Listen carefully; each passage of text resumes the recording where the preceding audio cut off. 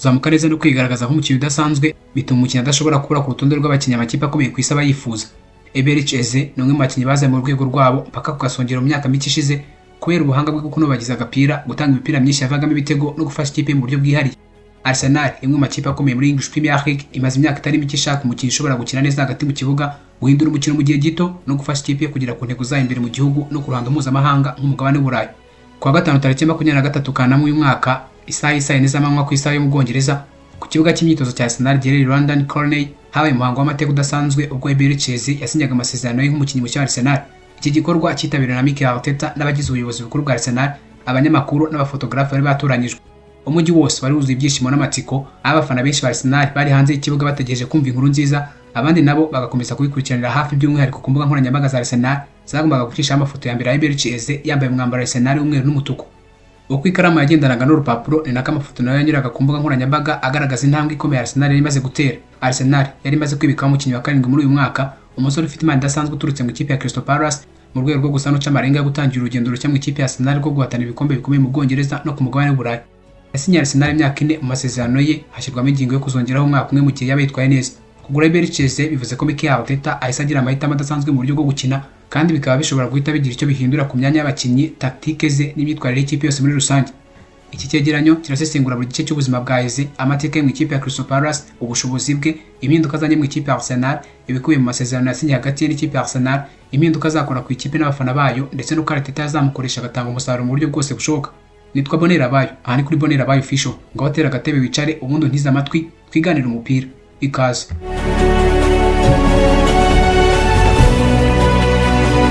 Eberechi Eze yavutse ku tariki 29 Kanama mu mwaka wa 1998, avukira Greenwich mu majyepfo y'umujyi wa Londres, avukira mu muryango w'Abanyanigeria baje mu Bwongereza. Akiri umwana muto yakuranye ishyaka ryo gukunda umupira w'amaguru, kandi ntiyatinye imbogamizi nyinshi cyane yashoboraga guhura nazo muri urwo rugendo. Yatangiye urugendo rwe mu mupira w'amaguru mu ikipe y'abato ya Arsenal, gusa nyine nyuma yaho aza kuva muri akademi za Arsenal afite imyaka 13 gusa. Nyuma yo kugerageza nk'umwana muto cyane mu ikipe ya Fulham, Reading na Millwall, yabonye ko inzozi zo kuzaba umukinnyi ukomeye ngo zishobora kuba zitazorohera umwana ushaka kuba umukinnyi w'umupira w'amaguru igikomerezwa.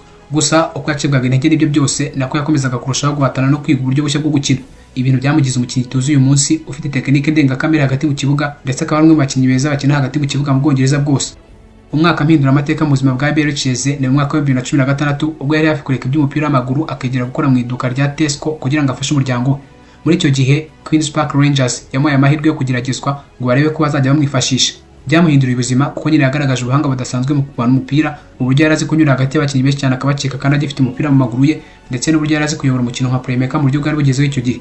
Bidatinze Queen's Park Rangers yahisemo amasezerano nk'umukinnyi wayo, maze atangira kwigaragaza nk'umwe mu bakinnyi ngenderwa muri iyi kipe. Mu mwaka wa 2019-2020 ari mu ikipe ya Queen's Park Rangers, Eze yatsinze ibitego 14, atanga imipira 8 yavuyemo ibitego mu mikino 46 yakinnye mu cyiciro cya kabiri. Yatsinze ibitego byinshi cyane kurusha abandi bakinnyi b'iyi kipe, bituma nyine atorwaho umukinnyi mwiza w'umwaka mu ikipe yose. Mu mikino ikomeye yakinnye yatsinze ibitego 2 ku mukino wa Derby County ndetse no kuri Sheffield Wednesday Derby, anabera ikibazo gikomeye cyane hagati mu kibuga amakipe yose akomeye yo muri Championship. Muri ibyo bihe nibwo yahise atangira kuza ku rutonde rw'abakinnyi bashakishwaga n'amakipe akomeye nka Tottenham Hotspur, West Ham United ndetse na Crystal Palace, ariko nyine Palace aba ari imwe yegukana nyuma yo kumutanga miliyoni 17 z'amapawundi mu mpeshyi y'umwaka wa 2020. Eberechi Eze yagaragaje ubuhanga budasanzwe mu gihe yari amaze akina umupira w'amaguru, cyane cyane mu mikino ya English Premier League aho yitwaye neza cyane mu bihe bitandukanye. Reka noneho nsesengura amateka yo muri English Premier League, imibare y'ibitego yatsinze, imipira atanze yavuyemo ibitego ndetse n'umusaruro mu makipe atandukanye yanyuzemo. Muri Crystal Palace, Eze yatangiye neza nk'umukinnyi wihariye cyane mu mwaka wa mbere. Yatsinze ibitego 4, atanga imipira 6 yavuyemo ibitego mu mikino 34 yakinnye muri English Premier League. Gusa mu mwaka wa 2021 yagize imvune ikomeye cyane yatumye amara amezi 9 yose hanze adakina. Nubwo yari imvune ikomeye yashoboraga kurangiza ubuzima bwe nk'umukinnyi, Eze yagarutse mu isura cye nyuma yaho agarukana imbaraga zidasanzwe. Ibyo byatumye abafana b'ikipe ya Palace bamutazira akazina ka Diamond, ibuye ry'agaciro. Mu mwaka wa 2022-2023, Eze yatsinze ibitego 10 muri English Premier League, aba umukinnyi watsinze ibitego byinshi cyane mu ikipe ya Crystal Palace. Eberechi Eze yari afite ikigereranyo cya dribbling success rate ya 32%, imwe mu zari isambere muri English Premier League ugereranyije n'abandi bakinnyi bakina mu kibuga hagati mu makipe agiye atandukanye muri English Premier League. Muri uyu mwaka Eberechi Eze yagejeje ku bataka imipira irenga 200, ibintu byahise bimugaragaza nk'umukinnyi ushobora gufasha abataka kubona imipira myinshi cyane mu buryo bwihuse, abataka nka Bukayo Saka cyangwa se Mohamed Salah bahita babyaza umusaruro. Icyo gihe yakinnye imikino 35, ana umukinnyi wari ufatiye runini cyane ikipe ya Crystal Palace mu guhangana n'ibihe bikomeye byo guhatana ndetse no kwirinda kumanuka mu cyiciro cya kabiri. Umwaka wa 2024-2025 washyize umukono ku izina rye mu mateka y'umupira w'amaguru w'Ubwongereza. Crystal Palace yageze ku mukino wa nyuma wa FA Cup bahura n'ikipe ya Manchester City ya Pep Guardiola. Uyu mukino warangiye Bercheze atsindiye Palace igitego kimwe rukumbi cyabonetse ku minota 73 nyuma yo kunyura kuri Ruben Dias nk'udahari maze atsindira igitego cyaje kwitwa igitego cy'umwaka mu Bwongereza.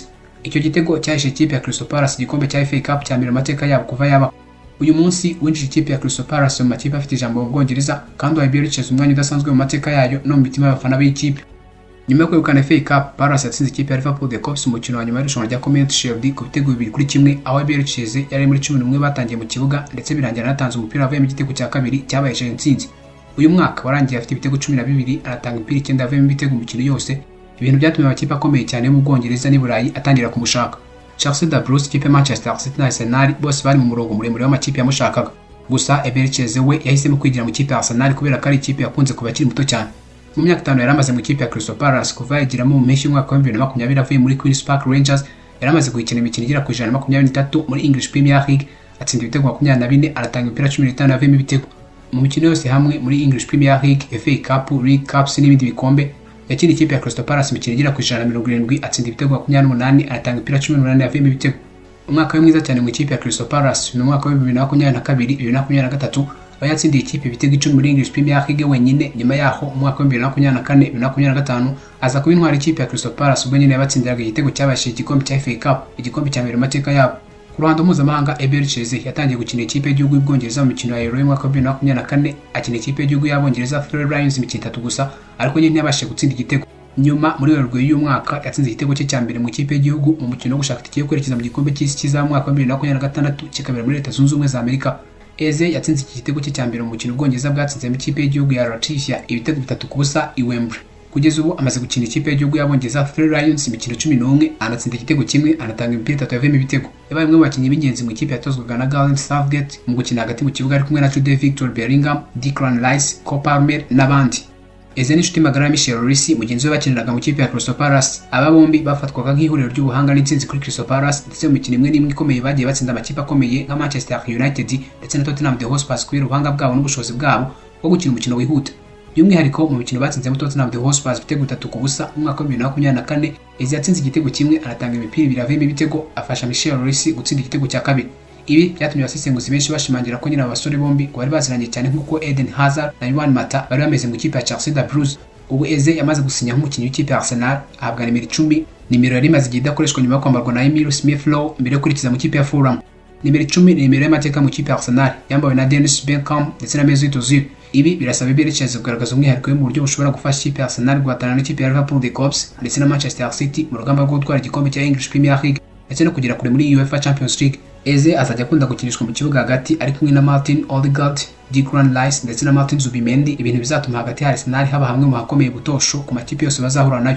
Amasezerano ya Bercheze muri Arsenal afite agaciro ka £37 z'amapaundi, akaba azajya ahembwa £220 ku cyumweru by'amapaundi. N'umushahara wese umushyira mu cyiciro kimwe na Gabriel Jesus ndetse Kai Havertz asa musiga ya Declan Rice na Bukayo Saka. Eze yasinye amasezerano y'imyaka 4 ashobora kongerwaho undi mwaka mu gihe bayitwaye neza, bivuze ko nyine ashobora kuzageza mu mwaka wa 2030 akiri umukinnyi wa Arsenal, uretse nyine wenda igihe bitagera nk'uko byari byitezwe kubera impamvu zitandukanye.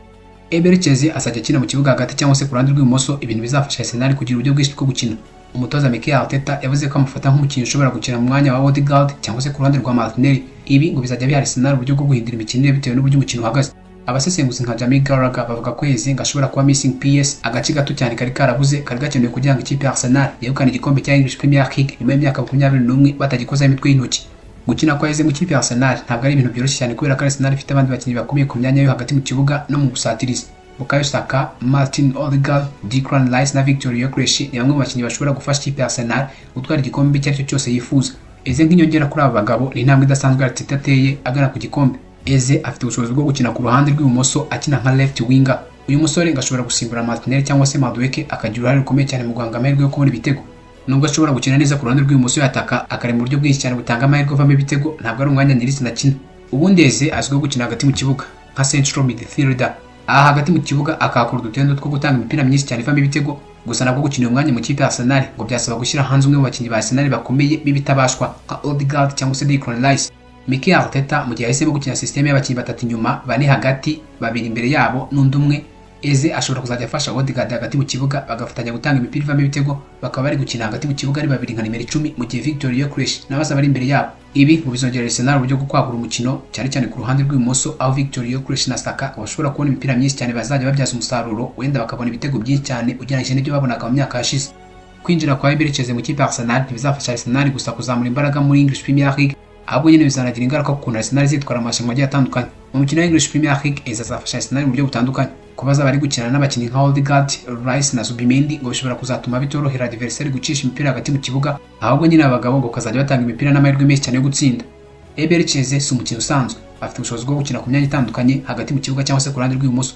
Ubu bushobozi butuma umukinnyi ushobora guhindura umukino mu buryo budasanzwe. Ubuhanga bwihariye bwa Eze bukubiyemo kwihuta no gucenga mu buryo bumworoheye, gutanga imipira myiza ivamo ibitego ku bandi bakinnyi, gutsinda ibitego ndetse no gukoresha umubiri we neza no kugira ubuhanga bwo kugumana umupira mu maguru ye ku buryo nyine kumutwara bitaba byoroshye.